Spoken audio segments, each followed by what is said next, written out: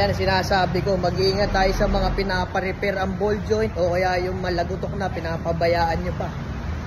Problema dyan, mahuhugot isang araw yung ball joint nyo kagaya nito. Pakita ko sa inyo. Ayan, so ito dinala rito, naka-tow truck kasi bumagsak na yung gulong. Bumagsak yung body, ayan, nayupi oh.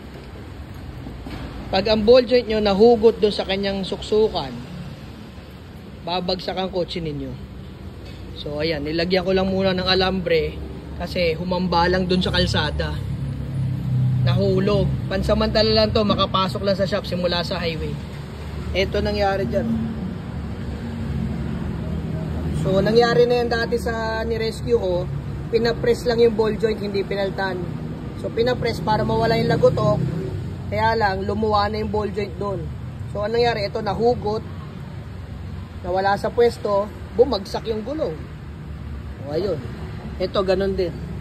Pero hindi ko alam kung pinapress ito noon or talagang yung ball joint niya ay nahugot na lang dahil sa kalumaan. Kasi yung na-rescue ko dati, pinapress niya. Yung gumawa, repair, hindi replace. May repair yung ball joint. Rines, may lubog dito. So wala, hindi na ubra yun. Delikado. Baka isang araw mahugot. Mangyayari niyan, babagsak yung body ng sasakyan nyo. Hindi kayo makakaliko. Ayan, nahugot yung tri-bearing. Nawala sa pwesto, kaya nag-cause ng traffic. Ang ginawa ko, nilagyan ko muna ng alambre. Simula lower suspension arm, payapos dito. Para hindi humiwala yung arm niya. Ayan. Pansamantala lang to. Wala namang parang 10 meters lang yung tinakbo. O 5 meters lang. Para lang makapasok dito sa bay. Puputulin ko na ulit. Kasi wala eh. Laglag yung body. Nawawala yung ball joint sa pwesto. Kung ang na-repair na talaga, ayan oh. Gawa-gawa na lang yung bushing eh. Baklas kabit na ito, hindi na to yung original. Halata mo, kagat-kagat yung pagkakagupit ng goma. So repaired nga. Sayang. Delikado yun.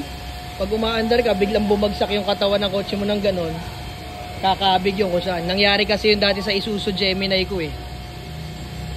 Naputol naman yung kinakabitan ng ball joint. Same, ganun din nangyari. Nawala sa pwesto ito.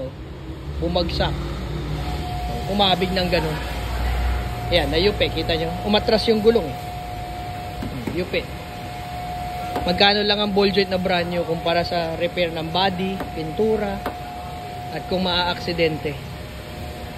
So, replace tayo. Huwag tayo repair pagdating sa mga pangilalim. Replace tayo. Kasi pag ginagawa lang ng paraan, delikado po yan. Pwede kayo niya ikapahamak. Yun lang po. Sharing is caring. Ayusin na natin to. Wala nang oras. Alas 6 na. Sarado na auto supply.